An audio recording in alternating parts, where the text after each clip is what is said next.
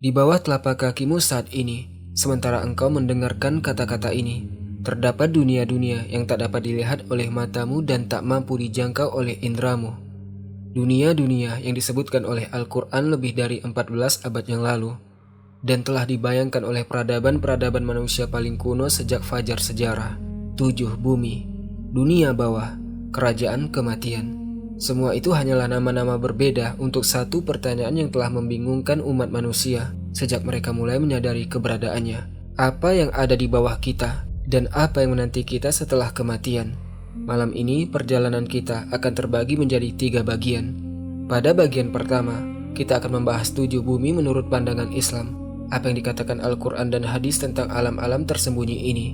Kemudian kita akan beralih ke peradaban-peradaban kuno, Sumeria, Yunani, dan Mesir untuk melihat bagaimana umat manusia membayangkan kehidupan setelah kematian. Dan pada bagian terakhir kita akan menyelami pelajaran serta hikmahnya. Mengapa setiap peradaban membayangkan adanya dunia bawah? Apa hakikat psikologi tentang kematian dan rasa takut terhadap sesuatu yang tidak diketahui? Dan mengapa setiap peradaban meyakini adanya kebutuhan akan keadilan setelah kematian? Ini bukan sekedar mitos-mitos kuno. Ini adalah hikmah kemanusiaan yang sangat mendalam tentang kematian, kehidupan, dan perubahan. Setiap peradaban besar telah meninggalkan bagi kita sebuah peta tentang kehidupan setelah kematian. Dan yang mengherankan, sungguh mengherankan, semua peta itu memiliki kemiripan pada rincian-rincian yang menakjubkan, meskipun dipisahkan oleh ribuan kilometer dan berabad-abad lamanya. Sebagian di antaranya bahkan memiliki kemiripan yang sangat mencengangkan dengan ajaran Islam. Kita akan melihatnya bersama, dan kita akan mempelajari pelajaran terpenting yang dapat dipelajari seseorang sepanjang hidupnya, yaitu pelajaran tentang persiapan, agar manusia menyadari bahwa kematian pasti akan datang, bahwa kematian adalah sebuah kenyataan, dan mungkin hal itu tidak semenakutkan seperti yang selama ini kita bayangkan. Bisa jadi, kematian justru merupakan sebuah perjalanan yang indah menuju alam-alam ciptaan Allah yang belum kita ketahui. Sebelum kita memulai, tulislah di kolom komentar dari mana asalmu dan jam berapa kamu mendengar kisah ini. Saya benar-benar senang mengetahuinya, karena hal itu dapat mempererat dan menguatkan komunitas kita. Jika saat ini kamu sedang mendengarkan di pagi hari, buatlah secangkir teh atau kopi terlebih dahulu. Kami akan menunggumu. Dan jika saat ini engkau sedang bersiap untuk tidur, rebahkan tubuhmu, tenangkan pikiranmu, ucapkan bismillah. Kemudian mari kita memulai perjalanan menuju kisah yang luar biasa ini.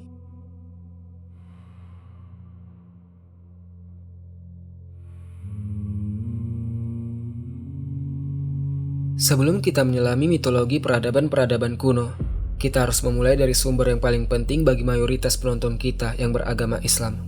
Apa yang dikatakan Al-Quran dan Sunnah tentang 7 bumi. Allah Ta'ala berfirman dalam surah At-Talaq, Allahul lazi khalaqa sab'a samawatin wa minal ardi mislahun, yatanazzalul amru bainahun.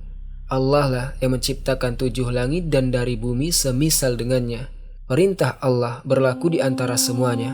Hanya satu ayat dalam Al-Quran yang secara tegas menyebutkan bahwa bumi itu ada 7, sebagaimana langit yang 7. Namun, satu ayat ini telah membuka pintu penafsiran dan pembahasan yang sangat luas selama 14 abad. Apa makna kata mislahunna, semisal dengannya? Apakah kesamaannya hanya dalam jumlah, yaitu 7 langit dan 7 bumi?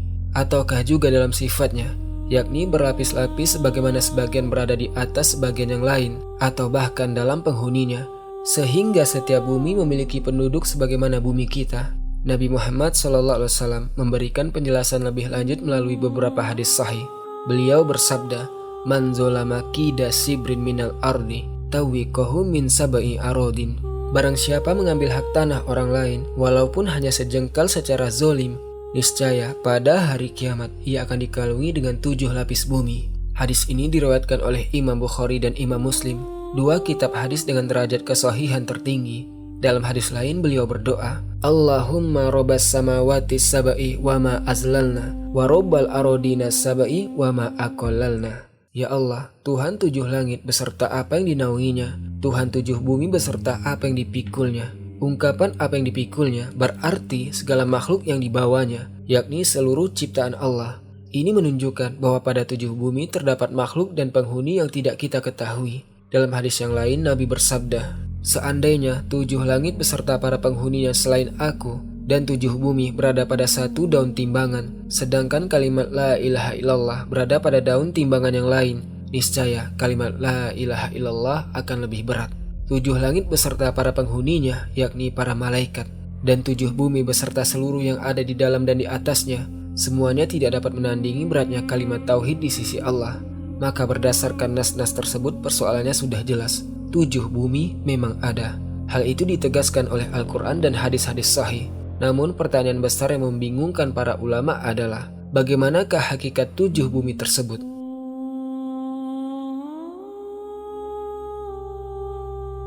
Para mufasir dan ulama sepanjang sejarah Islam berbeda pendapat dalam menafsirkan 7 bumi. Secara umum terdapat 4 pendapat ulama dan masing-masing memiliki dalil serta logikanya sendiri. Pendapat pertama, 7 lapisan geologi bumi. Sebagian ulama kontemporer berpendapat bahwa 7 bumi adalah 7 lapisan yang membentuk planet bumi, seperti kerak bumi, mantel, inti luar, inti dalam, dan seterusnya. Ini merupakan penafsiran ilmiah modern yang berusaha menyelaraskan nas agama dengan pengetahuan geologi masa kini. Namun pendapat ini memiliki beberapa persoalan. Hadis menyebutkan apa yang dipikulnya, yaitu segala makhluk yang dibawanya. Lalu bagaimana mungkin lapisan mantel yang berupa batuan cair menopang makhluk yang hidup di atasnya? Bagaimana pula orang yang zolim dikalungi dengan 7 lapisan geologi yang saling bertumpuk tanpa adanya ruang di antaranya? Yang lebih penting lagi, Al-Quran menyatakan dan dari bumi semisal dengannya. Sementara 7 langit bukanlah lapisan-lapisan yang saling menempel, melainkan dipisahkan oleh jarak yang sangat luas. Kalau demikian, mengapa kita menganggap 7 bumi saling bertumpuk tanpa ruang? Padahal dikatakan serupa dengan 7 langit. Pendapat kedua, 7 bumi yang bertingkat, satu di bawah yang lain. Inilah pendapat mayoritas mufasir dan ulama terdahulu. Mereka mengatakan bahwa 7 bumi adalah 7 bumi atau benda langit yang terpisah, tersusun bertingkat, masing-masing berada di bawah yang lain. Di antara satu bumi dengan bumi lainnya terdapat jarak, sebagaimana jarak antara satu langit dengan langit lainnya. Dan pada setiap bumi terdapat makhluk-makhluk ciptaan Allah yang hakikatnya tidak kita ketahui. Ibnu Katsir dalam tafsirnya mengatakan bahwa maksudnya ialah setiap bumi berada di bawah bumi yang lain hingga berakhir pada bumi ketujuh. Adapun bumi ketujuh yang paling bawah adalah bumi yang padat, tidak berongga dan pusatnya berada di bagian tengah. Al-Qurtubi dalam tafsirnya menyampaikan hal yang sama, lalu menambahkan bahwa secara lahiriah terdapat jarak di antara masing-masing bumi. Dalilnya adalah firman Allah, yatanazzalul amru bainahunna. Perintah Allah turun di antara semuanya. Perintah Allah turun di antara bumi-bumi itu. Ini menunjukkan bahwa terdapat ruang di antaranya sebagai tempat turunnya perintah tersebut. Dan pada setiap bumi terdapat makhluk ciptaan Allah. Apa yang mereka makan? Bagaimana mereka hidup? Seperti apa rupa mereka? Allah lah yang maha mengetahui. Nas-nas syariat tidak menjelaskan rinciannya. Karena pengetahuan gaib seperti itu tidak memberikan manfaat bagi agama maupun kehidupan dunia kita. Pendapat ketiga, 7 wilayah geografis. Sebagian ulama berpendapat bahwa yang dimaksud dengan 7 bumi bukanlah 7 lapisan, bukan pula berupa bumi-bumi yang terpisah, melainkan 7 wilayah di permukaan bumi yang sama, seperti 7 benua atau 7 zona iklim. Namun pendapat ini dinilai sangat lemah karena beberapa alasan yang jelas. Pertama, tidak ada kesepakatan bahwa bumi benar-benar terbagi tepat menjadi 7 wilayah. Kedua, hadis menyebutkan ia akan dikalungi dengan 7 bumi, bukan dengan 7 wilayah. Ketiga, seluruh wilayah itu berada di permukaan bumi. Lalu bagaimana mungkin seseorang dikalungi dengannya? Imam Al-Qurtubi menolak pendapat ini dengan tegas. Beliau mengatakan bahwa penafsiran tersebut telah memalingkan makna ayat dan hadis dari pengertian lahiriahnya tanpa landasan maupun dalil. Pendapat keempat, dunia-dunia terpisah seperti bumi kita di setiap langit. Inilah pendapat yang paling menarik sekaligus paling mengundang rasa penasaran. Sebagian sahabat dan tabi'in berpendapat bahwa 7 bumi bukan berada di bawah bumi kita, melainkan tersebar di 7 langit. Pada setiap langit terdapat sebuah bumi, dan pada setiap bumi terdapat manusia, hewan, serta para nabi sebagaimana di bumi kita. Diriwayatkan dari Ibnu Abbas, sang ulama besar umat ini dan ahli tafsir Al-Quran, bahwa beliau berkata, ada 7 bumi. Pada setiap bumi terdapat seorang nabi seperti nabi kalian, Adam seperti Adam kalian, Nuh seperti Nuh kalian, Ibrahim seperti Ibrahim kalian, dan Isa seperti Isa kalian. Artinya, pada masing-masing dari 6 bumi lainnya terdapat sosok Adam, Nuh, Ibrahim, Isa, bahkan Muhammad SAW sebagaimana di bumi kita. Seolah-olah terdapat dunia-dunia yang sejajar dalam makna sebenarnya. Ketika Ibnu Abbas ditanya tentang tafsir ayat dan dari bumi semisal dengannya, beliau menjawab, seandainya aku ceritakan tafsirnya kepada kalian, niscaya kalian akan menganggapnya sebagai kekufuran. Kekufuran kalian adalah karena kalian akan mendustakannya. Hal ini menunjukkan bahwa hakikat persoalan tersebut sangatlah asing bagi akal manusia. Sampai-sampai kita mungkin akan mendustakannya jika mendengarnya. Namun, para ulama berbeda pendapat mengenai keabsahan riwayat ini dari Ibnu Abbas. Imam Az-Zahabi mengatakan bahwa para perawinya terpercaya, tetapi beliau tidak meyakini bahwa riwayat tersebut memiliki dasar yang kuat. Imam Al-Baihaqi menyebutnya sebagai riwayat yang sangat ganjil. Sedangkan Ibnu Katsir mengatakan bahwa jika riwayat itu benar berasal dari Ibnu Abbas, kemungkinan besar beliau mengambilnya dari kisah-kisah Israiliyat, yaitu riwayat yang berasal dari orang-orang Yahudi yang masuk Islam seperti Ka'ab al-Ahbar.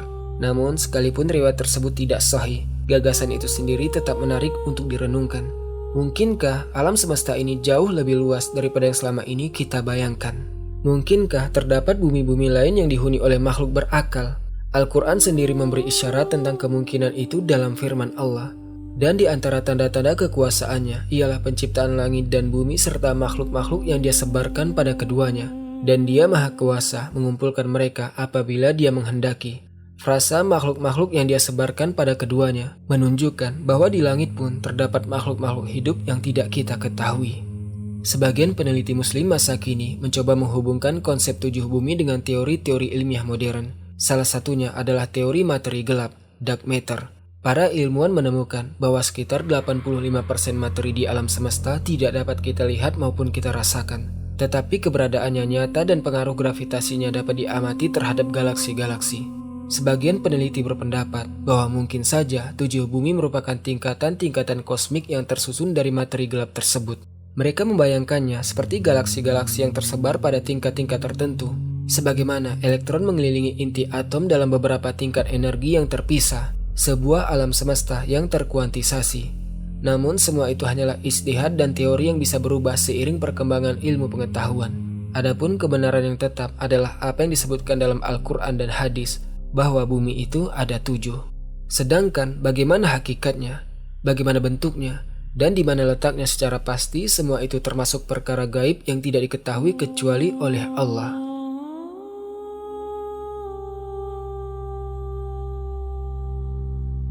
Sekarang kita beralih kepada sebuah konsep yang sangat menggetarkan yang disebutkan dalam Al-Quran, yaitu Sijjin.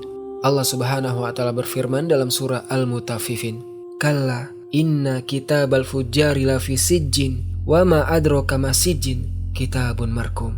Sekali-kali tidak, sesungguhnya catatan orang-orang yang durhaka benar-benar berada dalam Sijjin. Tahukah engkau apakah Sijjin itu? Sebuah kitab yang tertulis. Catatan amal orang-orang kafir dan para pendosa disimpan di suatu tempat yang disebut Sijjin. Wa ma adraka ma sijjin. Tahukah engkau apakah Sijjin itu? Pertanyaan ini merupakan bentuk pengagungan sekaligus penegasan betapa dahsyatnya tempat tersebut. Seolah-olah Allah bertanya kepada Nabi kita, tahukah engkau apakah Sijjin itu? Para mufasir berbeda pendapat dalam menafsirkannya. Namun, pendapat yang paling kuat dan paling masyhur menyatakan bahwa Sijjin adalah bumi ketujuh yang paling bawah, tempat yang paling dalam di antara 7 bumi. Qatada, salah seorang tabi'in terkemuka, mengatakan bahwa Sijjin adalah bumi ketujuh yang paling bawah. Ad-Dohak juga berpendapat demikian. Ibnu Zaid mengatakan bahwa Sijjin berada di bumi yang paling rendah. Sebagian mufasir berpendapat bahwa Sijjin bukanlah seluruh bumi ketujuh, melainkan sebuah batu besar yang berada di bawah bumi ketujuh. Mujahid berkata, Sijjin adalah sebuah batu di bumi ketujuh. Di bawah batu itulah catatan amal orang-orang durhaka disimpan. Sebuah batu raksasa berwarna hijau atau hitam yang berada jauh di kedalaman bumi ketujuh. Di bawahnya disimpan catatan amal orang-orang kafir. Pendapat lain mengatakan bahwa Sijjin adalah sebuah sumur yang sangat dalam di dalam neraka. Abu Hurairah meriwayatkan dari Nabi SAW bahwa beliau bersabda, Al-Falak adalah sebuah sumur di neraka yang tertutup, sedangkan Sijjin adalah sumur yang terbuka. Sebuah sumur terbuka di dasar neraka, tempat dilemparkannya catatan amal dan ruh orang-orang kafir. Pendapat keempat mengatakan bahwa Sijjin adalah tempat iblis beserta bala tentaranya.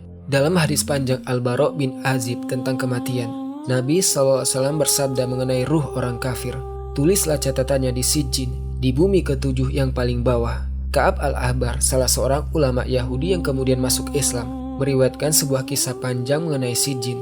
Beliau mengatakan bahwa ketika ruh orang yang durhaka dibawa naik ke langit, langit menolak menerimanya. Kemudian ruh itu dibawa turun ke bumi, tetapi bumi pun menolaknya. Langit tidak menginginkannya, bumi juga tidak menginginkannya. Lalu ruh itu terus dibawa menembus 7 bumi hingga akhirnya tiba di Sijin, yaitu batas kekuasaan iblis. Yang dimaksud dengan batas kekuasaan iblis adalah ujung paling dalam dari wilayah kekuasaannya di bumi ke-7. Dari Sijin kemudian dikeluarkan sebuah catatan. Ruh itu dicatat, diberi tanda, disegel, lalu ditempatkan di bawah batas kekuasaan iblis. Bayangkan pemandangan itu. Ruh orang kafir diangkat ke langit namun ditolak. Ia diturunkan ke bumi tetapi bumi pun menolaknya. Kemudian ia terus tenggelam melewati 7 bumi, satu demi satu hingga mencapai titik terdalam dari seluruh keberadaan.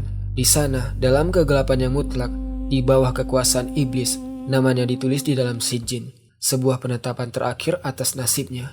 Kata Sijin sendiri berasal dari akar kata yang berarti penjara. Maknanya adalah tempat yang sangat sempit, penuh kesengsaraan dan siksaan, sebuah tempat yang sesak, menghimpit tanpa jalan keluar. Kebalikannya adalah Iliyin, tempat ruh orang-orang soleh yang berada di langit ke-7 yang tertinggi, di dekat Sidratul Muntaha. Sijin berada di tempat yang paling rendah, sedangkan Iliyin berada di tempat yang paling tinggi.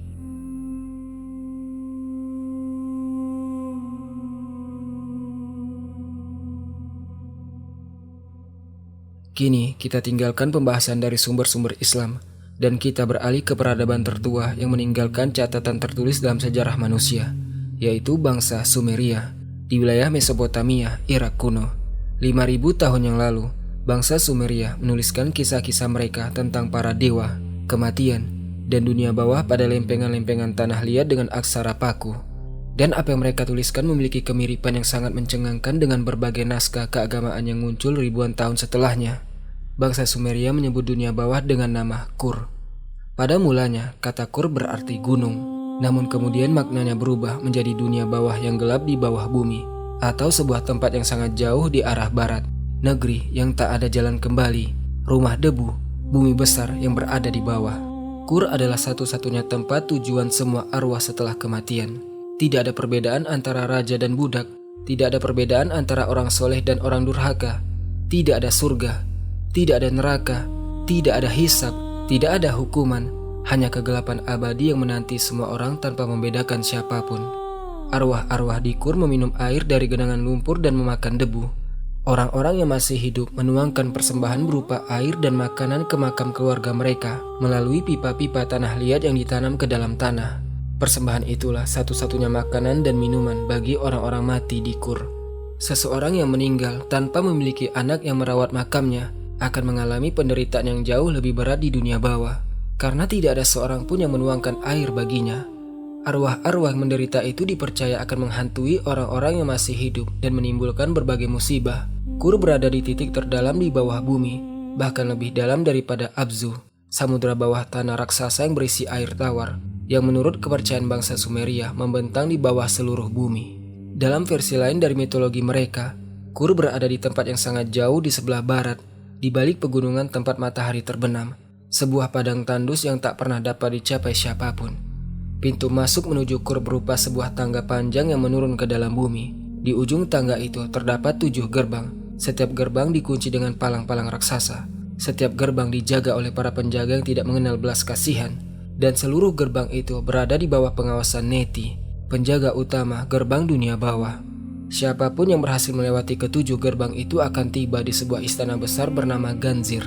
Kadang-kadang bangsa Sumeria menggunakan nama Ganzir sebagai sebutan lain bagi seluruh dunia bawah, sebagaimana kita sekarang menggunakan istilah Hades. Di pusat istana Ganzir, di atas singgasana kegelapan, duduklah Ereshkigal, Ratu Kematian. Ereshkigal adalah penguasa bumi besar yang di bawah, penguasa tempat agung itu. Ratu Kematian pertama dan paling berkuasa yang pernah tercatat dalam sejarah manusia. Namun Ereshkigal tidak memilih nasib tersebut. Mitologi Sumeria menceritakan bahwa ia diculik dari langit oleh seekor naga bernama Ninkur, nama yang sama dengan dunia bawah. Ia dipaksa menjadi ratu bagi seluruh orang mati. Para dewa mencoba menyelamatkannya, tetapi mereka gagal. Mengapa? Karena hukum kematian sangat jelas. Siapapun yang telah memasuki dunia bawah tidak akan pernah bisa keluar lagi, sekalipun ia adalah seorang dewa. Maka Erskigal pun tetap tinggal di kerajaannya yang gelap, memerintah dunia orang mati dengan ketegasan dan keadilan. Di dalam istananya terdapat sejumlah dewa dan para pelayan yang menyeramkan. Yang pertama adalah Namtar. Namtar merupakan utusan sekaligus pelaksana perintah Erskigal. Dialah dewa kematian dan wabah penyakit. Ia menjalankan kehendak ratunya tanpa belas kasihan. Ia naik ke dunia manusia untuk menjemput ruh-ruh yang telah tiba ajalnya. Kemudian ada Gestinana. Ia adalah dewi pencatat. Tugasnya adalah mencatat nama setiap orang mati yang tiba di Kur. Setiap ruh yang memasuki Kur akan ditulis namanya dalam catatan Gestinana. Tak seorang pun dapat luput dari pencatatan itu. Lalu ada Anunnaki, yaitu dewan yang terdiri dari 7 atau 8 hakim yang mengadili para arwah. Konon keputusan mereka bersifat mutlak dan tidak dapat diajukan banding. Pada malam hari, Dewa Matahari Utu melintasi Kur dalam perjalanannya dari barat menuju timur sebagai persiapan bagi terbitnya matahari. Dalam perjalanan melalui dunia bawah itu, Utu menerangi kegelapan dan mengadili orang-orang mati bersama Anunnaki. Di sana ia juga melewati Taman Dewa Matahari, sebuah taman yang sangat aneh di tengah kegelapan. Di taman itu, tumbuh pepohonan yang menghasilkan batu-batu permata sebagai pengganti buah. Kur bukan hanya dihuni oleh arwah orang mati. Di sana juga hidup makhluk-makhluk jahat yang mengerikan. Mereka disebut anak-anak Arali, nama lain bagi dunia bawah. Kadang-kadang para iblis ini keluar ke dunia manusia untuk menyiksa mereka. Yang paling berbahaya di antara mereka adalah Galla, 7 iblis yang hanya memiliki satu tugas, yaitu menyeret manusia yang masih hidup ke Kur sebelum waktunya tiba, atau menangkap siapa saja yang berusaha melarikan diri dari kematian. Mereka tidak mengenal belas kasihan, tidak mengenal tawar-menawar. Jika mereka datang untuk menjemputmu, tidak ada jalan untuk melarikan diri.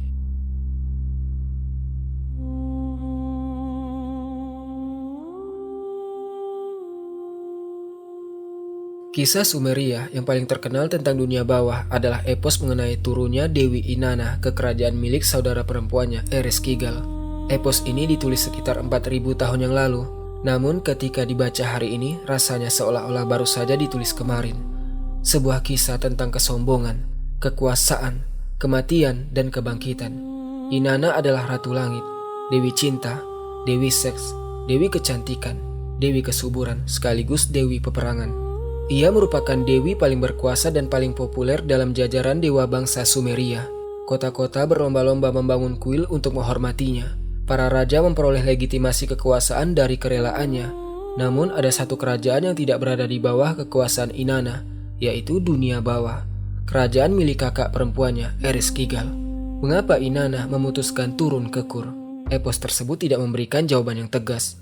Yang disebutkan hanyalah bahwa ia ingin menghadiri upacara pemakaman suami saudara perempuannya, Gugalana, sang banteng langit.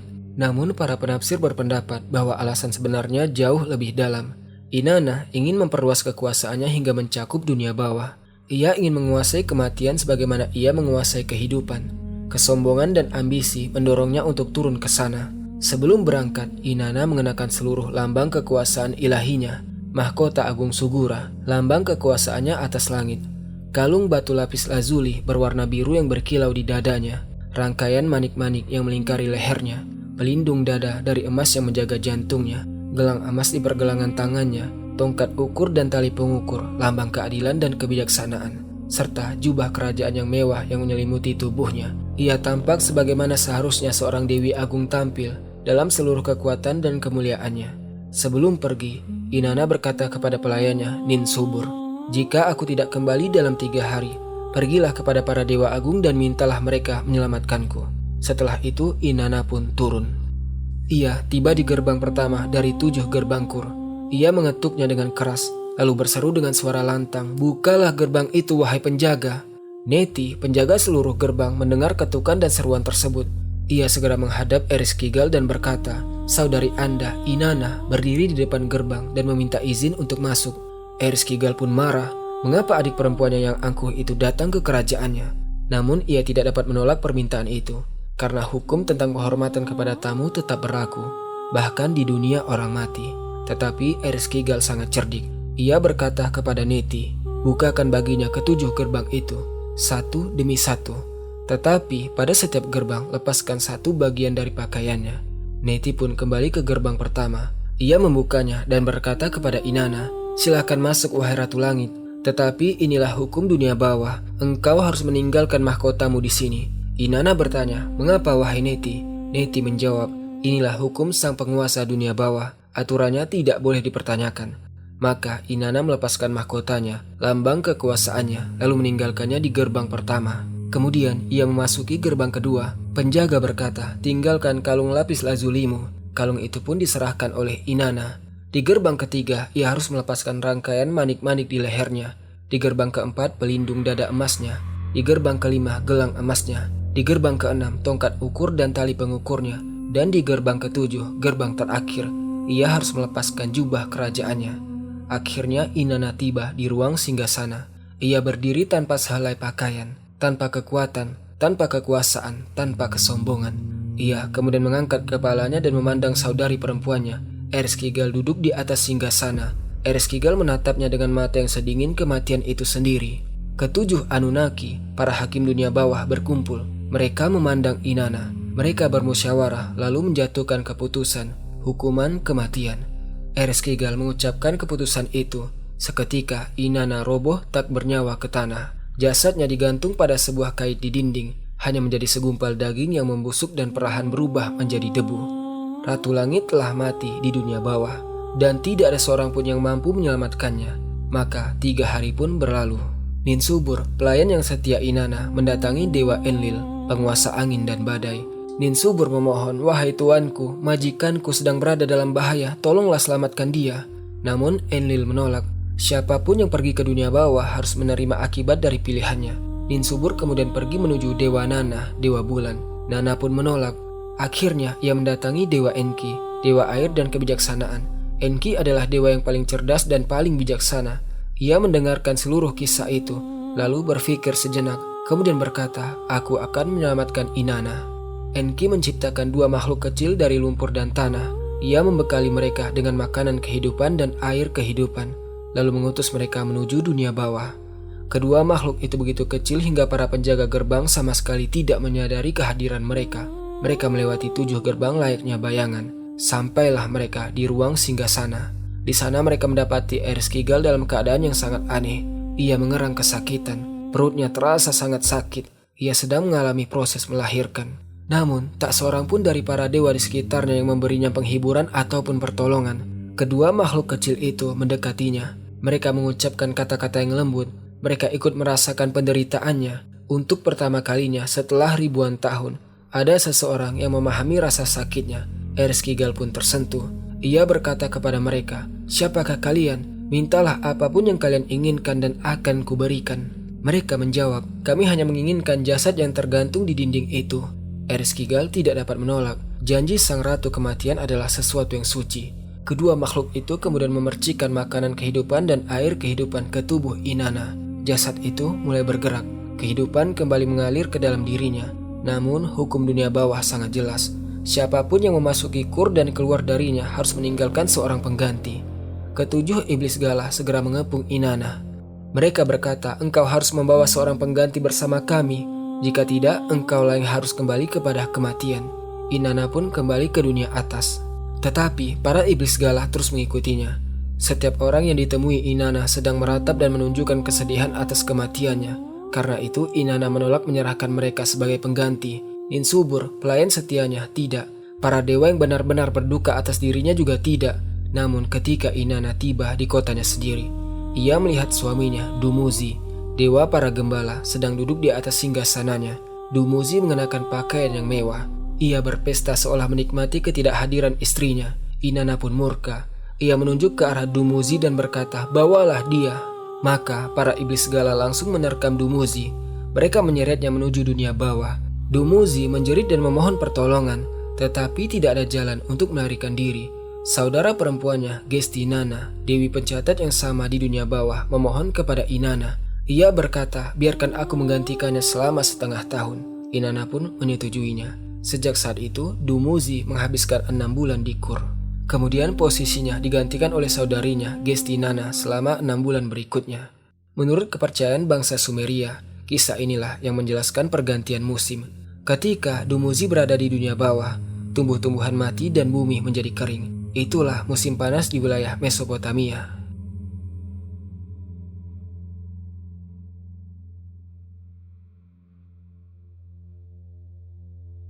Kisah penting lainnya dari mitologi Akkadia, peradaban yang datang setelah bangsa Sumeria, adalah kisah pernikahan antara Ereshkigal dan Nergal. Nergal adalah dewa perang dan wabah. Bagaimana mungkin dewa perang akhirnya menjadi penguasa dunia bawah? Kisahnya sangat menarik. Suatu hari, para dewa agung di langit mengadakan sebuah perjamuan besar. Semua dewa diundang, namun Ereshkigal tidak dapat menghadirinya. Hukum kematian melarangnya meninggalkan Kur. Karena itu ia mengutus Namtar sebagai wakilnya untuk mengambil bagian makanan yang menjadi haknya. Ketika Namtar memasuki aula perjamuan, seluruh dewa berdiri sebagai penghormatan kepada Ereshkigal. Semuanya kecuali satu, Nergal. Dewa perang yang masih muda dan penuh kesombongan itu tetap duduk di tempatnya. Namtar sangat marah. Ia kembali kepada Ereshkigal dan menceritakan penghinaan tersebut. Maka Ereshkigal pun murka. Ia mengirimkan pesan kepada para dewa. Bawalah dewa yang sombong itu kepadaku. Jika tidak, aku sendiri yang akan datang menjemputnya. Para dewa menjadi ketakutan. Mereka tahu bahwa jika Ereshkigal naik ke dunia atas, seluruh makhluk hidup akan mati bersamanya. Akhirnya mereka memaksa Nergal turun ke Kur untuk meminta maaf. Namun Nergal tidak turun untuk meminta maaf. Ia turun untuk bertempur. Sebagai seorang dewa perang yang tangguh, ia membawa 14 iblis prajurit. Ia kemudian menyerbu istana Ganzir dengan kekuatan. Ia bertarung melawan para penjaga gerbang. Satu demi satu mereka dikalahkannya. Hingga akhirnya ia tiba di ruang singgasana. Nergal mencengkram rambut Ereshkigal. Ia hendak memenggal kepalanya. Namun pada saat itulah sesuatu yang sama sekali tidak terduga terjadi. Ereshkigal menatap mata Nergal. Nergal pun menatap mata Ereshkigal. Dan keduanya jatuh cinta. Ereshkigal memohon, jangan bunuh aku. Jadilah suamiku dan memerintahlah dunia bawah bersamaku. Nergal melepaskan cengkramannya. Ia menerima permintaan itu. Mereka pun menikah. Sejak saat itu, Nergal menjadi raja dunia bawah bersama Ereshkigal. Dalam sebagian versi mitologi tersebut, setelah menghabiskan satu malam bersama Ereshkigal, Nergal mencoba melarikan diri kembali ke langit. Namun Ereshkigal mengutus Namtar untuk mengancam para dewa. Jika kalian tidak mengembalikan Nergal kepadaku, aku akan membuka seluruh gerbang Kur dan membiarkan semua orang mati keluar untuk memakan orang-orang yang masih hidup. Ancaman itu bukan sekedar gertakan. Para dewa pun memaksa Nergal kembali, dan kali ini ia tinggal di dunia bawah untuk selama-lamanya.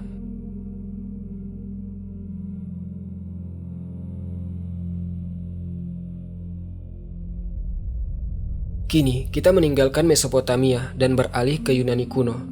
Bangsa Yunani memiliki gambaran mereka sendiri tentang dunia bawah. Dan seperti kebiasaan bangsa Yunani, gambaran itu sangat rumit, teratur, dan dipenuhi dengan berbagai rincian yang menarik. Dunia bawah dalam mitologi Yunani disebut Hades. Nama itu diambil dari dewa yang menguasainya. Hades adalah dunia orang mati. Ia merupakan salah satu dari 3 bersaudara yang membagi kekuasaan atas alam semesta setelah mengalahkan para raksasa. Zeus memperoleh langit, Poseidon memperoleh lautan, sedangkan Hades memperoleh dunia bawah. Banyak orang mengira Hades adalah dewa yang jahat seperti setan. Padahal anggapan itu tidak benar menurut mitologi Yunani asli. Hades bukanlah sosok yang jahat.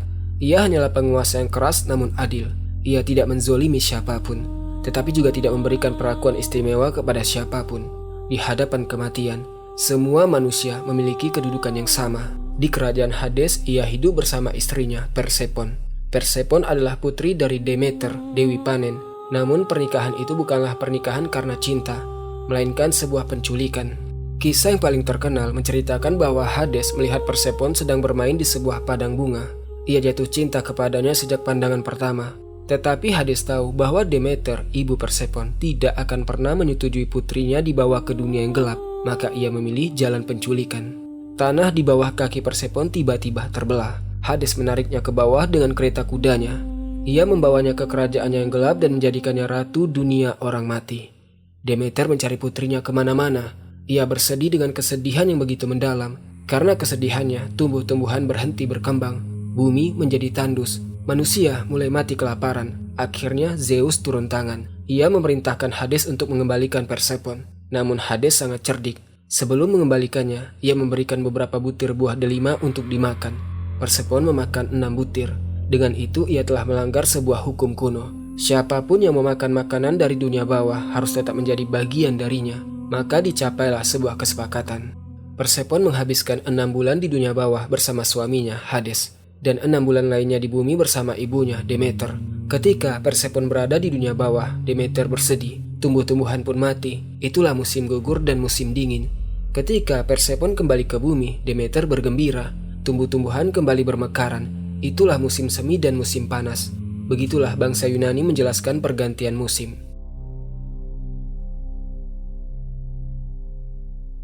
Dunia bawah dalam mitologi Yunani tersusun dengan sangat teratur dan rumit. Ia bukan hanya satu tempat, melainkan terdiri dari beberapa wilayah yang berbeda, sesuai dengan jenis dan nasib setiap arwah. Untuk mencapai Hades, setiap arwah harus menyeberangi 5 sungai. Yang pertama adalah Styx, sungai kebencian. Inilah sungai yang paling terkenal sekaligus paling suci. Bahkan para dewa sendiri bersumpah atas nama sungai Styx.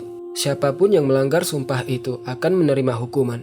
Konon, Thetis pernah mencelupkan putranya, pahlawan Achilles, ke dalam sungai Styx agar tubuhnya kebal terhadap segala luka. Namun ia memegang Achilles pada bagian tumitnya. Akibatnya, tumit itu menjadi satu-satunya bagian tubuh yang tetap rentan. Dari sinilah lahir ungkapan tumit Achilles. Sungai kedua adalah Acheron, sungai duka cita. Kesedihan mengalir bersama airnya. Sungai ketiga adalah Lethe, sungai kelupaan. Siapapun yang meminum airnya akan melupakan seluruh kehidupan sebelumnya. Arwah yang akan dilahirkan kembali ke dalam tubuh baru harus terlebih dahulu meminum air Lethe agar melupakan kehidupan lamanya. Sungai keempat adalah Cocytus, sungai ratapan. Jeritan dan tangisan arwah-arwah yang tersiksa memenuhi seluruh tepinya. Kemudian sungai kelima adalah Phlegeton, sungai api. Sebuah sungai yang dipenuhi nyala api dan terus membara tanpa henti. Untuk menyeberangi sungai Styx, pintu utama menuju Hades, setiap arwah harus membayar ongkos kepada penyeberang bernama Charon. Charon adalah seorang pengayuh perahu tua yang muram. Seorang lelaki tua berjanggut putih panjang yang mengemudikan sebuah perahu kayu yang sudah rapuh. Tugasnya membawa arwah dari tepi dunia orang hidup menuju tepi dunia orang mati. Namun semua itu harus dibayar. Bangsa Yunani biasa meletakkan sekeping koin emas atau perak yang disebut obolos di dalam mulut orang yang meninggal sebelum dikuburkan. Koin itulah ongkos untuk Charon. Siapapun yang dikuburkan tanpa membawa koin, arwahnya harus mengembara di tepi sungai selama 100 tahun sebelum akhirnya diizinkan menyeberang tanpa membayar. Setelah menyeberangi sungai, arwah tiba di gerbang utama Hades. Di sana berdiri penjaga yang sangat mengerikan, Cerberus, seekor anjing raksasa berkepala 3, memiliki ekor ular, dan dari punggungnya tumbuh ular-ular kecil. Tugasnya sangat jelas. Ia mengizinkan semua arwah masuk, tetapi tidak mengizinkan satu arwah pun keluar. Siapa saja yang mencoba melarikan diri akan dicabik-cabik oleh Cerberus. Setelah melewati Cerberus, setiap arwah tiba di sebuah lapangan yang luas. Di sana duduk 3 orang hakim, Minos, Radamanthus, Aeacus. Ketiganya dahulu adalah raja-raja yang terkenal adil semasa hidup. Setelah meninggal, Zeus mengangkat mereka sebagai hakim bagi seluruh arwah. Mereka mendengarkan kisah hidup setiap jiwa, lalu menjatuhkan putusan. Berdasarkan keputusan itu, setiap arwah akan dikirim ke salah satu dari 3 tempat. Pertama, padang Asphodel, wilayah netral, hamparan padang abu-abu yang membentang tanpa batas. Tidak ada siksaan, tidak ada kenikmatan, hanya keberadaan yang suram dan hambar. Sebagian besar arwah berakhir di padang Asphodel. Mereka adalah orang-orang biasa, bukan pelaku kejahatan besar, bukan pula pelaku kebaikan yang luar biasa. Mereka berjalan sebagai bayangan-bayangan pucat, tanpa ingatan yang jelas, tanpa perasaan yang kuat. Mereka memakan tanaman asphodel yang tidak memiliki rasa, sebuah keberadaan yang hampa makna, dan merangsung untuk selama-lamanya. Dalam epos Iliad karya Homer, pahlawan Achilles berkata kepada Odysseus ketika ia mengunjungi dunia bawah, "Aku lebih memilih menjadi pelayan bagi orang termiskin di bumi daripada menjadi raja atas seluruh orang mati." Bahkan Achilles, sang pahlawan terbesar, membenci keberadaan yang suram di dunia bawah. Kedua, Elysium atau pulau orang-orang yang diberkati. Inilah surga dalam mitologi Yunani. Padang-padang hijau yang indah, langit yang selalu cerah, iklim yang sejuk sepanjang waktu, pepohonan yang menghasilkan buah-buah emas, musik, puisi, olahraga, dan kebahagiaan yang abadi. Namun hanya sedikit yang dapat memasuki Elysium. Hanya para pahlawan besar, anak-anak para dewa, serta orang-orang yang melakukan jasa dan kepahlawanan yang luar biasa seperti Achilles, Herakles, Perseus, dan para pahlawan legendaris lainnya. Sebagian filsuf seperti Plato berpendapat bahwa arwah-arwah di Elysium dapat memilih untuk kembali hidup sekali lagi. Dan apabila seseorang menjalani 3 kehidupan yang soleh berturut-turut lalu mencapai Elysium sebanyak 3 kali, maka ia akan dipindahkan ke tempat yang bahkan lebih tinggi daripada Elysium. Namun bagian ini lebih bersifat filsafat daripada mitologi. Ketiga, Tartarus, jurang terdalam, neraka dalam mitologi Yunani. Sebuah lubang yang sangat dalam dan gelap di dasar bumi, bahkan lebih dalam daripada Hades sendiri. Jaraknya dari Hades sama seperti jarak antara bumi dan langit. Inilah tempat siksaan abadi. Namun Tartarus bukan diperuntukkan bagi semua pendosa. Tempat ini hanya bagi mereka yang melakukan dosa-dosa besar terhadap para dewa atau melakukan kejahatan yang sangat mengerikan. Di antara penghuni Tartarus adalah para Titan, para dewa kuno yang dikalahkan Zeus dan saudara-saudaranya. Mereka dipenjara di Tartarus dan dirantai dengan belenggu yang tidak pernah terputus. Ada pula Sisyphus, raja licik yang berhasil menipu kematian sebanyak 2 kali. Hukumannya adalah mendorong sebuah batu besar ke puncak gunung. Setiap kali hampir mencapai puncak, batu itu kembali menggelinding ke bawah. Lalu ia harus memulainya lagi berulang-ulang untuk selama-lamanya. Sebuah pekerjaan yang tidak pernah selesai dan tidak pernah memiliki makna. Lambang dari kesia-siaan dan keputusasaan. Kemudian ada Tantalus, raja yang membunuh putranya sendiri, memasaknya, lalu menghidangkannya kepada para dewa untuk menguji mereka. Hukumannya adalah berdiri di sebuah danau yang airnya mencapai dagu. Di atas kepalanya terdapat dahan pohon yang dipenuhi buah-buahan paling lezat. Namun setiap kali ia menunduk untuk minum, air danau surut menjauh. Dan setiap kali ia mengangkat tangan untuk memetik buah, dahan itu terangkat semakin tinggi. Ia terus merasakan lapar dan haus untuk selama-lamanya, sementara makanan dan minuman selalu berada tepat di depan matanya. Kemudian ada pula Ixion, raja yang mencoba memperkosa Hera, ratu para dewa dan istri Zeus. Hukumannya adalah diikat pada sebuah roda api yang terus berputar tanpa henti di langit.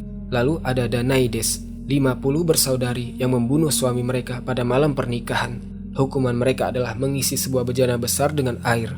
Namun dasar bejana itu berlubang. Mereka terus mengisinya berulang-ulang selama-lamanya tanpa pernah berhasil.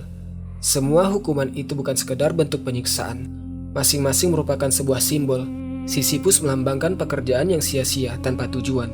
Tantalus melambangkan keinginan yang tidak akan pernah terpuaskan. Sedangkan Danaides melambangkan usaha yang terus dilakukan tetapi tidak pernah membuahkan hasil.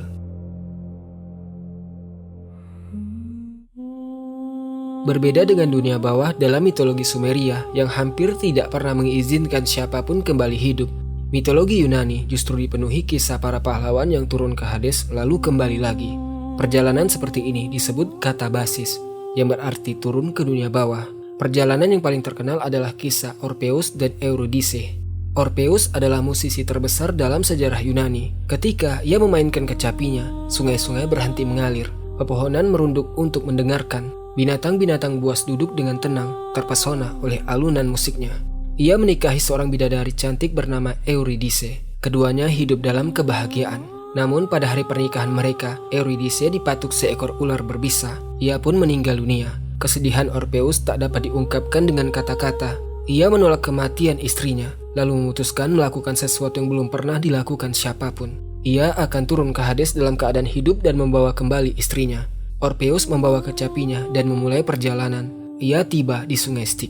Pada awalnya, Charon sang pengayuh perahu menolak membawanya, sebab ia hanya mengangkut orang-orang yang telah meninggal. Namun Orpheus memainkan musiknya. Alunan itu begitu sedih, begitu indah hingga Charon menangis. Padahal ia tidak pernah menangis selama ribuan tahun. Akhirnya Charon membawanya menyeberang dengan perahunya. Orpheus pun tiba di gerbang Hades. Cerberus, anjing kepala 3, menggeram dan hendak mencabiknya. Tetapi Orpheus kembali memainkan musiknya. Monster mengerikan itu menjadi tenang. Ketiga kepalanya rebah ke tanah. Dan untuk pertama kalinya Cerberus tertidur dengan damai. Orpheus memasuki dunia orang mati. Ia berjalan melewati padang Asphodel. Semua arwah yang pucat berhenti melangkah dan memandanginya. Sudah sangat lama mereka tidak melihat seorang manusia hidup. Ia terus berjalan hingga mencapai Tartarus. Bahkan orang-orang yang sedang menjalani hukuman berhenti sejenak dari penderitaan mereka. Sisyphus duduk di atas batunya dan mendengarkan. Tantalus melupakan rasa lapar dan hausnya. Roda Ixion berhenti berputar. Para Danaides meninggalkan tempayan-tempayan mereka. Bahkan para Furi, dewi-dewi pembalasan yang terkenal kejam, ikut menangis. Akhirnya Orpheus tiba di hadapan singgasana Hades dan Persephone. Ia berdiri di depan keduanya, kemudian memainkan lagu yang paling menyedihkan dalam sejarah. Sebuah lagu tentang cinta yang tidak pernah mati, tentang perpisahan yang merobek hati, tentang harapan yang tetap hidup di tengah keputusasaan. Persephone menangis. Bahkan Hades, dewa yang keras dan tidak mengenal belas kasihan, ikut menitikkan air mata. Persephone berkata kepada suaminya, "Tolong izinkan dia membawa istrinya pulang." Hades menarik nafas panjang lalu berkata, Baiklah, engkau boleh membawa Eurydice bersamamu. Orpheus hampir melompat karena kegembiraan. Namun Hades memberikan satu syarat. Perhatikan baik-baik Orpheus. Eurydice akan berjalan di belakangmu selama perjalanan pulang. Jangan sekalipun menoleh untuk melihatnya sampai kalian benar-benar keluar ke cahaya. Jika engkau menoleh sebelum saat itu, engkau akan kehilangannya untuk selamanya. Orpheus menyetujuinya. Perjalanan pulang pun dimulai. Di belakangnya terdengar langkah kaki Eurydice yang lembut. Ia menaiki tangga panjang menuju permukaan. Suara langkah itu terus terdengar di belakangnya. Semakin tinggi ia naik, suara itu masih tetap mengikutinya. Namun perlahan keraguan mulai menyusup ke dalam hatinya. Benarkah dia berada di belakangku? Ataukah Hades telah menipuku? Bagaimana jika suara itu hanya gema? Ia semakin dekat ke pintu keluar. Cahaya matahari mulai tampak, tinggal sedikit lagi. Namun keraguannya semakin besar. Aku harus memastikan, satu langkah lagi aku akan selamat. Tetapi ia tidak sanggup untuk menunggu. Maka ia pun menoleh ke belakang. Di belakangnya Eurydice benar-benar berdiri. Wajahnya yang cantik tersenyum kepadanya. Tangannya terulur ke arah Orpheus. Namun tepat pada saat Orpheus menoleh, tubuh Eurydice mulai memudar. Ia menghilang seperti asap. Sebelum lenyap sepenuhnya, ia hanya sempat berteriak "Selamat tinggal kekasihku." Lalu ia menghilang. Orpheus berusaha kembali. Namun gerbang dunia bawah telah tertutup rapat. Charon menolak mengantarnya untuk kedua kalinya. Orpheus kehilangan Eurydice untuk selamanya. Ia kembali ke dunia manusia dengan hati yang hancur. Ia mengembara di pegunungan sambil memainkan lagu-lagu yang penuh kesedihan. Ia menolak memandang perempuan manapun selain Eurydice. Pada akhirnya, sekelompok perempuan yang telah kehilangan akal dari para penyembah Dionysus mencabik-cabiknya hingga berkeping-keping karena cemburu terhadap cintanya yang abadi kepada Eurydice. Kepalanya yang telah terpenggal dilemparkan ke sungai. Dan selama berhari-hari, kepala itu masih terus menyanyikan nama Eurydice hingga akhirnya hanyut ke lautan.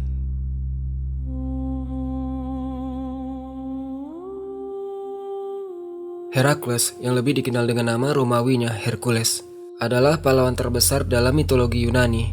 Ia adalah manusia setengah dewa, putra Zeus dengan seorang perempuan manusia. Kekuatannya begitu luar biasa, hingga ketika masih bayi, ia mampu membunuh 2 ekor singa hanya dengan kedua tangannya. Namun Hera, istri Zeus, sangat membencinya karena Herakles adalah anak hasil hubungan Zeus dengan perempuan lain. Hera membuat Herakles menjadi gila. Dalam keadaan kehilangan akal, Herakles membunuh istri dan anak-anaknya sendiri. Ketika kesadarannya kembali dan ia menyadari apa yang telah dilakukannya, ia ingin mengakhiri hidupnya karena tidak sanggup menanggung penyesalan. Namun para dewa mengatakan bahwa masih ada jalan untuk menebus dosanya. Ia harus mengabdi kepada Raja Eristus selama 12 tahun dan menyelesaikan 12 tugas yang mustahil.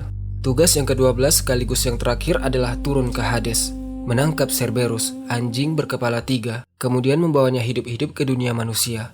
Inilah tugas yang paling sulit. Bagaimana mungkin seseorang pergi ke dunia orang mati kemudian kembali dalam keadaan hidup? Dan bagaimana mungkin ia membawa keluar penjaga utama gerbang dunia bawah itu sendiri? Herakles bukan seorang musisi seperti Orpheus yang mampu menjinakkan Cerberus dengan musik. Ia adalah seorang pejuang. Cara yang ia pilih adalah kekuatan. Setelah menerima petunjuk dari seorang pendeta di Eleusis, Herakles turun menuju Hades. Ia kemudian menyeberangi sungai Styx dan memasuki dunia orang mati. Di sepanjang perjalanan, ia bertemu banyak arwah. Sebagian di antara mereka meminta bantuannya. Salah satunya adalah Meleager, seorang pahlawan yang telah meninggal. Ia meminta Herakles agar menikahi saudara perempuannya yang masih hidup di dunia atas. Herakles berjanji dan kemudian benar-benar menepati janjinya. Akhirnya Herakles tiba di hadapan singgasana Hades dan Persephone. Ia meminta izin kepada Hades untuk membawa Cerberus keluar. Hades yang selalu menghormati keberanian berkata, "Jika engkau mampu mengalahkannya hanya dengan kedua tanganmu, tanpa menggunakan senjata apapun, maka engkau boleh membawanya pergi." Herakles pun menuju gerbang dunia bawah. Cerberus melihatnya dan langsung menggeram. Pertarungan pun dimulai. Herakles memegang tubuh anjing raksasa itu. Cerberus menggigit dan mencakar tubuhnya. Ular-ular di punggung Cerberus terus mematuknya. Namun Herakles jauh lebih kuat. Ia mencekik Cerberus perlahan-lahan hingga akhirnya makhluk itu kehilangan kesadaran. Herakles mengangkatnya ke atas bahunya, kemudian membawanya naik ke dunia manusia. Ketika penduduk kota melihat Cerberus berjalan di jalanan, mereka semua berlarian ketakutan. Anjing penjaga dunia bawah itu mencoba melarikan diri, tetapi Herakles mencengkeramnya dengan sangat kuat. Ia membawa Cerberus menghadap Raja Eristus. Begitu melihat monster itu, sang raja ketakutan. Ia segera bersembunyi di dalam sebuah tempayan tanah liat yang besar sambil berteriak. Ia berkata, kembalikan dia, bawa dia pergi dari sini." Herakles tertawa. Kemudian ia mengembalikan Cerberus ke Hades. Anjing penjaga itu pun kembali ke posnya di gerbang dunia bawah. Kini ia bahkan menjadi lebih buas daripada sebelumnya, karena belum pernah ada siapapun yang mempermalukannya seperti itu. Herakles akhirnya menyelesaikan ke-12 tugasnya. Dosa-dosanya diampuni. Setelah meninggal dunia, ia diangkat menjadi dewa dan naik ke gunung Olympus untuk hidup bersama para dewa yang abadi.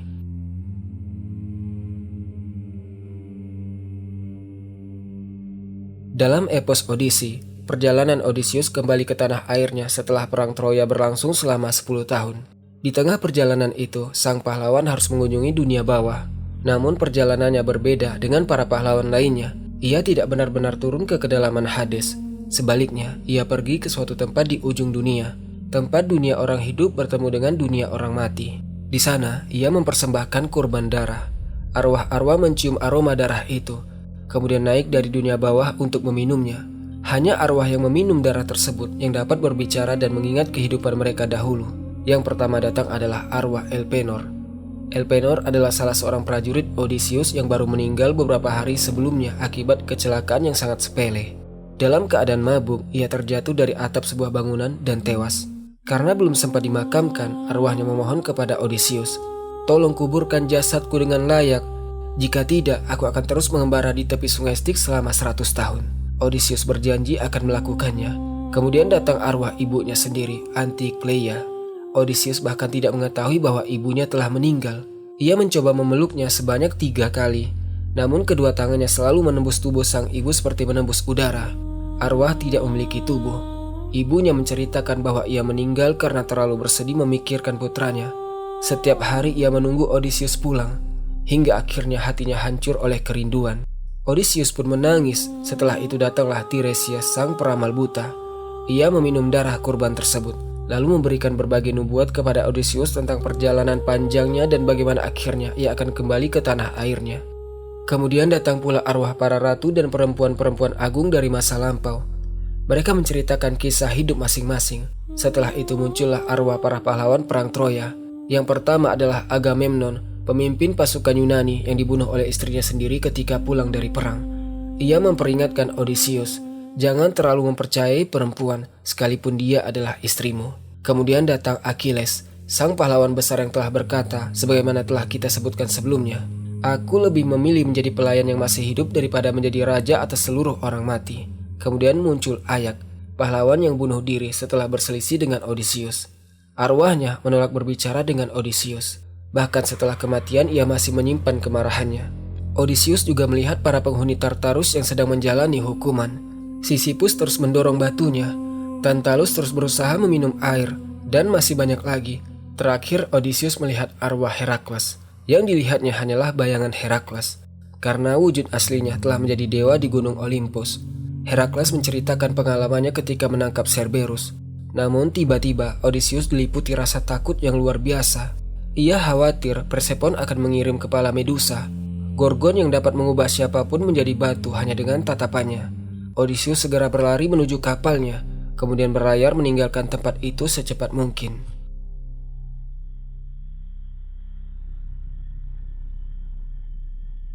Kini kita meninggalkan Yunani dan beralih ke Mesir kuno, sebuah peradaban yang memberikan perhatian kepada kematian dan dunia setelah kematian jauh lebih besar daripada peradaban manapun. Bangsa Mesir kuno sangat terobsesi dengan kematian dan alam baka. Mengapa? Karena mereka meyakini bahwa kehidupan yang sesungguhnya baru dimulai setelah kematian. Kehidupan di dunia hanyalah persiapan menuju perjalanan yang abadi. Inilah yang menjelaskan keberadaan piramida, proses mumifikasi, makam-makam megah, serta harta benda yang dikuburkan bersama orang mati. Semua itu bukanlah pemborosan, melainkan investasi untuk kehidupan yang kekal. Dunia bawah dalam kepercayaan Mesir disebut Duat, namun berbeda dengan dunia bawah dalam peradaban lain. Duat bukanlah sekedar sebuah tempat yang gelap. Duat adalah sebuah perjalanan ruh melewati 12 jam malam. Bangsa Mesir percaya bahwa matahari adalah dewa bernama Ra. Setiap hari, Ra berlayar melintasi langit dengan perahu mataharinya dari timur menuju barat. Saat matahari terbenam, Ra turun ke Duat, dunia bawah. Sepanjang malam ia mengarungi alam orang mati melalui 12 wilayah yang dipenuhi bahaya, monster, dan makhluk-makhluk jahat. Jika berhasil melewati seluruh perjalanan itu, Ra akan muncul kembali dari timur pada pagi hari sebagai matahari terbit. Ruh orang yang meninggal akan bergabung bersama Ra di atas perahu sucinya dan mengarungi Duat bersamanya. Jika berhasil melewati seluruh perjalanan dan lulus dari setiap ujian, ruh itu akan tiba di Padang Ilalang, surga dalam kepercayaan Mesir. Namun jika gagal, ruh tersebut akan dimakan dan lenyap untuk selama-lamanya. Ketika seseorang meninggal, terjadi sebuah peristiwa yang sangat penting, yaitu terpisahnya unsur-unsur yang membentuk ruh manusia. Bangsa Mesir kuno percaya bahwa manusia bukan hanya terdiri dari tubuh dan ruh, melainkan memiliki beberapa unsur yang berbeda. Tubuh yaitu wadah fisik, Ka yaitu kekuatan hidup, Ba yaitu kepribadian dan ingatan, Ibe yaitu hati, pusat hati nurani dan akhlak, Seut yaitu bayangan, Ren yaitu nama. Saat seorang meninggal, Ba yaitu unsur kepribadian berpisah dari jasad. Ba biasanya digambarkan sebagai seekor burung berkepala manusia. Ba kemudian memulai perjalanannya melewati Duat untuk mencari Padang Ilalang. Namun sebelum semua itu, jasad harus dijaga. Mengapa? Karena Ba harus kembali kepada tubuhnya agar keduanya dapat bersatu kembali dalam kehidupan yang kekal. Apabila jasad hancur, ruh pun akan binasa. Itulah sebabnya proses mumifikasi dianggap sangat penting. Proses ini berlangsung selama 70 hari. Seluruh organ dalam dikeluarkan kecuali jantung. Jantung harus tetap berada di dalam tubuh, karena kelak jantung itulah yang akan ditimbang. Tubuh kemudian dikeringkan menggunakan garam. Setelah itu dibungkus dengan ratusan meter kain linen. Di antara lapisan-lapisan kain tersebut disisipkan berbagai jimat dan mantra perlindungan. Selanjutnya, jasad ditempatkan di dalam peti mati yang indah, dihiasi dengan berbagai teks pemakaman. Teks-teks itu berasal dari kitab orang mati. Kitab ini berfungsi sebagai panduan bagi orang yang telah meninggal dalam perjalanannya melewati Duat, layaknya sebuah peta petunjuk jalan menuju dunia bawah. Di dalamnya terdapat berbagai mantra, petunjuk, dan kata-kata rahasia untuk menghadapi para monster dan dewa yang akan dijumpai sepanjang perjalanan. Perjalanan ruh dimulai saat matahari terbenam. Ia memasuki gerbang Duat yang berada di sebelah barat. Setiap dari 12 jam perjalanan memiliki tantangan tersendiri. Jam pertama, ruh memasuki sebuah dunia yang gelap. Di sana ia bertemu para dewa yang akan mengujinya dengan berbagai pertanyaan. Ia harus mengetahui nama-nama rahasia para dewa itu dan mengucapkan mantra-mantra yang benar dari kitab orang mati. Jam kedua, ruh menyeberangi sebuah sungai besar bersama Ra, dewa matahari, di atas perahu sucinya. Air sungai itu dipenuhi ular-ular raksasa dan buaya-buaya ganas. Jam ketiga, ruh melewati padang-padang yang dipenuhi setan dan monster. Sebagian di antaranya berusaha memangsanya. Ruh harus melindungi dirinya dengan mantra-mantra. Jam keempat, ia tiba di sebuah lorong sempit yang gelap. Di sana, menghadang seekor ular raksasa bernama Apopis. Apopis adalah ular kekacauan, musuh abadi Ra. Setiap malam ia berusaha menghentikan perahu Ra, dan setiap malam pula Ra melawannya hingga menang. Ruh harus ikut membantu dalam pertempuran itu. Jam kelima, ruh tiba di Balairung Osiris, dewa kematian dan kebangkitan. Disinilah peristiwa terpenting dari seluruh perjalanan berlangsung. Pengadilan timbangan, ruh memasuki Balairung kebenaran, sebuah ruangan yang megah. Di tengah ruangan berdiri sebuah timbangan raksasa. Di atas singgasana pada ujung ruangan duduk Osiris, dewa kematian. Kulitnya berwarna hijau, lambang kehidupan dan kebangkitan. Di tangannya terdapat tongkat kekuasaan. Di samping timbangan berdiri Anubis, dewa mumifikasi yang berkepala serigala. Tugasnya adalah mengawasi proses penimbangan dengan ketelitian yang sempurna. Di sudut ruangan berdiri seekor monster mengerikan bernama Ammit. Bagian depan tubuhnya adalah buaya, bagian tengahnya singa, bagian belakangnya kuda Nil. 3 hewan paling berbahaya di Mesir menyatu dalam satu makhluk. Ia menunggu dengan penuh harap.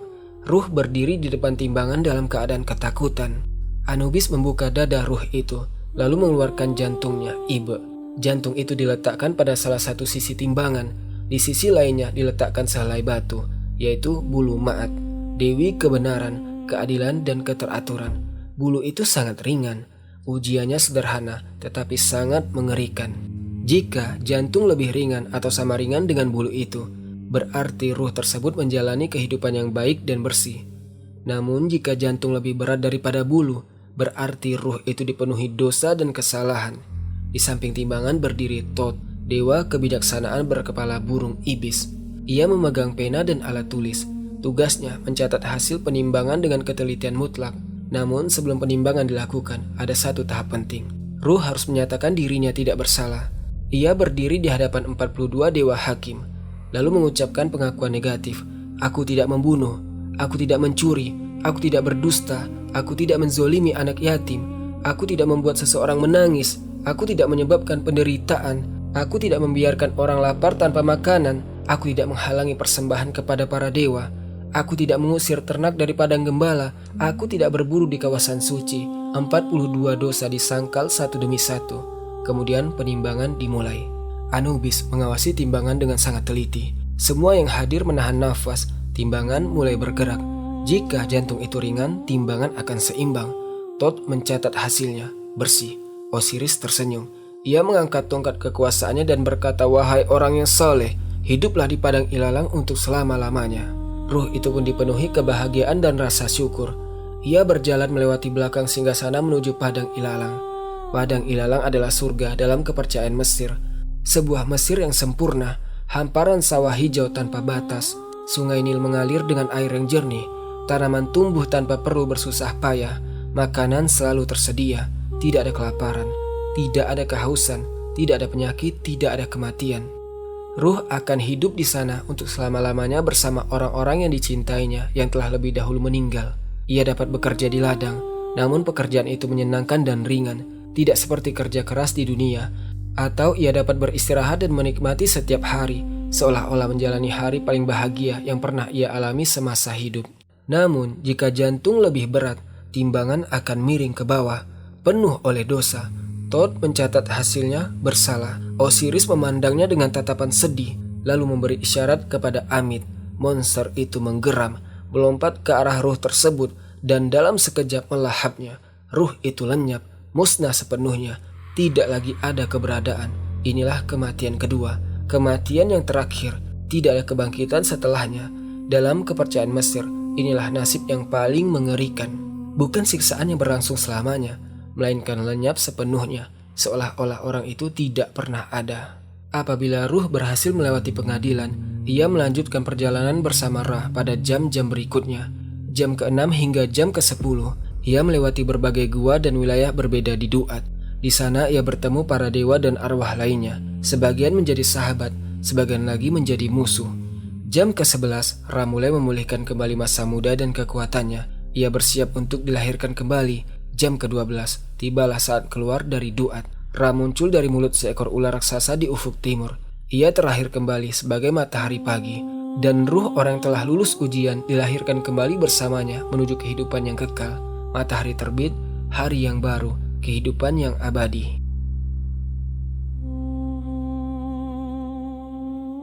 Sekarang mari kita melihat secara singkat beberapa dunia bawah dari berbagai peradaban lain. Masing-masing memberi satu kepingan untuk melengkapi gambaran besarnya. Hel, dunia bawah bangsa Nordik. Bangsa Nordik kuno atau Viking memiliki gambaran yang sama sekali berbeda mengenai kehidupan setelah kematian.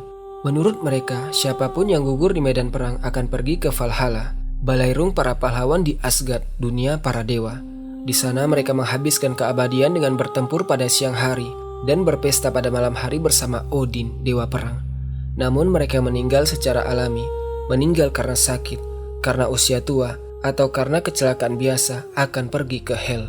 Hel adalah nama tempat sekaligus nama dewi yang menguasainya. Hel adalah putri Loki, dewa tipu daya. Separuh tubuhnya hidup dan cantik, separuh lainnya mati dan membusuk. Wajahnya yang mengerikan mencerminkan sifat kerajaannya sendiri.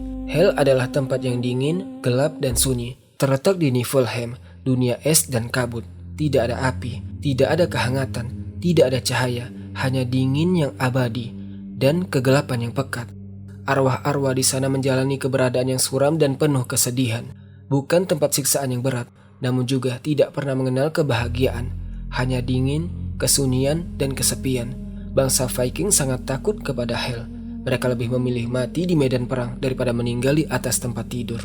Karena itulah para prajurit, bahkan sebagian orang yang sudah lanjut usia, terkadang meminta teman-teman mereka untuk membunuh mereka dengan pedang agar mereka dapat pergi ke Valhalla, bukan ke Hel.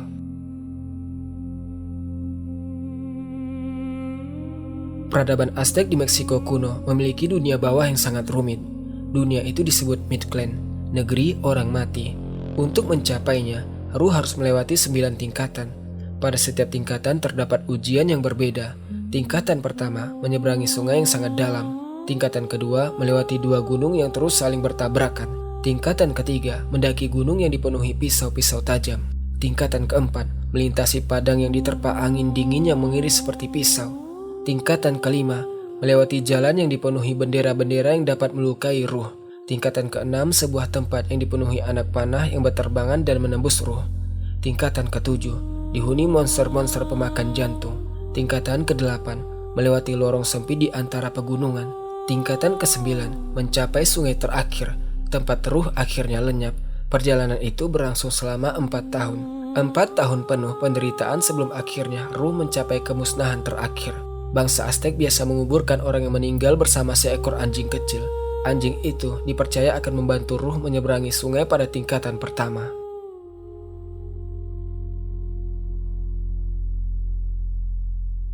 Peradaban Maya merupakan tetangga bangsa Aztec. Dunia bawah mereka disebut Xibalba. Xibalba diperintah oleh 12 dewa kematian. Nama-nama mereka semuanya mengerikan.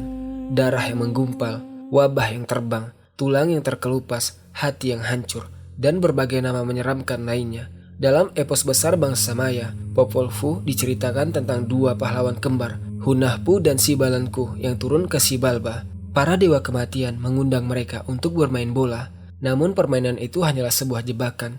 Mereka harus melewati 6 rumah ujian, rumah kegelapan yang sepenuhnya gelap, rumah dingin sedingin kematian, rumah pisau dipenuhi pisau-pisau yang berterbangan, rumah kelelawar dihuni kelelawar-kelelawar raksasa yang mematikan, rumah api yang membakar segala sesuatu, rumah jaguar dipenuhi jaguar-jaguar yang kelaparan. Dengan kecerdasan mereka, kedua pahlawan itu berhasil memperdaya para dewa kematian dan mengalahkan mereka. Kemudian mereka naik ke langit dan menjadi matahari serta bulan.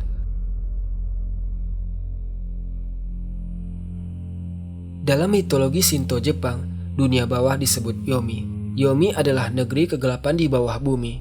Sebuah dunia yang kotor, tercemar, dan dipenuhi makhluk-makhluk jahat. Dewi Izanami, pencipta Jepang, meninggal ketika melahirkan dewa api.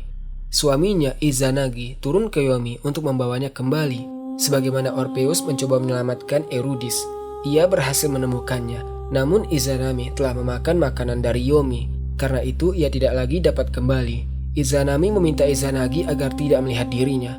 Namun Izanagi melanggar permintaan itu. Ia menyalakan sebuah obor dan melihat Izanami telah membusuk, dipenuhi belatung. Izanagi pun melarikan diri dengan ketakutan. Izanami menjadi murka. Ia mengirim para iblis Yomi untuk mengejarnya. Izanagi berhasil melarikan diri dan menutup pintu masuk Yomi dengan sebuah batu raksasa. Sejak hari itu, kematian menjadi sesuatu yang tidak dapat dibalikkan. Orang yang telah meninggal tidak bisa lagi kembali. Semua peradaban ini, mulai dari Sumeria, Yunani, Mesir, bangsa Nordik, Aztec, Maya hingga Jepang, semuanya membayangkan adanya sebuah dunia bawah. Semuanya meyakini bahwa kematian bukanlah akhir. Semuanya menyusun peta yang sangat rinci tentang kehidupan setelah kematian. Dan yang sangat mengagumkan, seluruh peta itu memiliki unsur-unsur yang sama. Gerbang, perjalanan yang berat, para penjaga, hakim, serta wilayah-wilayah yang berbeda sesuai dengan amal orang yang meninggal. Ini bukanlah sebuah kebetulan, melainkan sesuatu yang sangat dalam kesadaran manusia. Kini muncul pertanyaan yang paling penting. Mengapa hampir setiap peradaban di muka bumi membayangkan adanya sebuah dunia bawah? Mengapa manusia begitu terobsesi dengan apa yang terjadi setelah kematian? Jawabannya terletak pada psikologi manusia dan kebutuhan-kebutuhan paling mendasar dalam kehidupan. Pertama, rasa takut terhadap hal yang tidak diketahui. Kematian adalah misteri terbesar yang dihadapi manusia. Setiap orang tahu bahwa suatu hari ia akan meninggal. Namun tidak seorang pun mengetahui secara pasti apa yang akan terjadi setelah itu. Ketidaktahuan inilah yang menakutkan. Otak manusia tidak menyukai sesuatu yang tidak diketahui. Ia ingin memahami, memprediksi, dan merencanakan. Ketidakjelasan yang mutlak menimbulkan kecemasan yang besar. Lalu, apa yang dilakukan manusia? Mereka mengisi kekosongan itu dengan cerita. Mereka menggambar peta dunia bawah. Mereka mengubah misteri yang sepenuhnya tidak diketahui menjadi sesuatu yang setidaknya memiliki gambaran. Ya, mungkin kita tidak mengetahui secara pasti apa yang terjadi setelah kematian. Namun setidaknya ada gambaran, ada sungai Styx, ada Charon sang penyeberang, ada pengadilan, ada surga, ada neraka. Semua itu mengurangi rasa cemas, memberikan perasaan seolah-olah manusia memiliki kendali. Sekalipun kisah-kisah itu tidak sepenuhnya benar, bagi banyak orang hal itu terasa lebih baik daripada menghadapi kekosongan yang sama sekali tidak memiliki jawaban. Kehidupan seringkali terasa tidak adil. Orang-orang jahat terkadang lolos dari hukuman. Orang-orang baik terkadang menderita tanpa alasan. Seorang anak yang tidak bersalah meninggal karena penyakit. Seorang penguasa zolim hidup panjang dalam kemewahan. Semua itu melukai rasa keadilan dalam diri manusia. Otak manusia membutuhkan keadilan. Ia ingin percaya bahwa kebaikan akan memperoleh balasan dan kejahatan akan menerima hukuman. Jika keadilan tidak terjadi selama hidup di dunia, maka keadilan harus terjadi setelah kematian. Dari sinilah lahir gagasan tentang hisab dan pengadilan. Dari sinilah muncul konsep surga bagi orang-orang soleh dan neraka bagi orang-orang durhaka. Bangsa Mesir menciptakan timbangan jantung. Bangsa Yunani menciptakan 3 hakim dunia orang mati. Islam datang dengan hari perhitungan yang agung. Semuanya merupakan upaya untuk mengembalikan keseimbangan, menegaskan bahwa keadilan yang sempurna benar-benar ada, sekalipun kita belum melihatnya di dunia. Dari Sijin, di bumi ke-7 yang paling bawah, menuju Kur, dunia bawah bangsa Sumeria yang abadi, tempat Ereskkigal memerintah dengan ketegasan dan keadilan. Dari 7 gerbang yang harus dilalui Inanna hingga seluruh lambang kekuasaannya dilucuti, sampai kepada timbangan Anubis yang tidak pernah salah dalam menghakimi. Kita telah melihat bagaimana umat manusia membayangkan kehidupan setelah kematian. Dan bagaimana seluruh gambaran itu pada hakikatnya merupakan peta perjalanan manusia dalam menjalani kehidupan itu sendiri. Semua arwah, baik raja maupun budak, melewati gerbang yang sama. Mereka dilucuti dari segala sesuatu dan diadili dengan ukuran yang sama. Di hadapan kematian tidak ada keistimewaan. Semua peradaban di sepanjang sejarah mempercayai adanya satu bentuk pengadilan. Jika kamu menikmati perjalanan melintasi dunia-dunia bawah ini, dari Sijin menuju Kur, Hades, hingga Duat, jangan lupa berlangganan channel ini. Tekan juga tombol lonceng agar tidak ketinggalan video-video berikutnya. Bagikan video ini kepada orang-orang yang kamu sayangi, karena kisah-kisah seperti ini layak untuk terus diceritakan. Dan tuliskan di kolom komentar, dunia bawah mana yang menurutmu paling menarik. Kurang lebihnya saya mohon maaf. Barakallahu fikum. Assalamualaikum warahmatullahi wabarakatuh.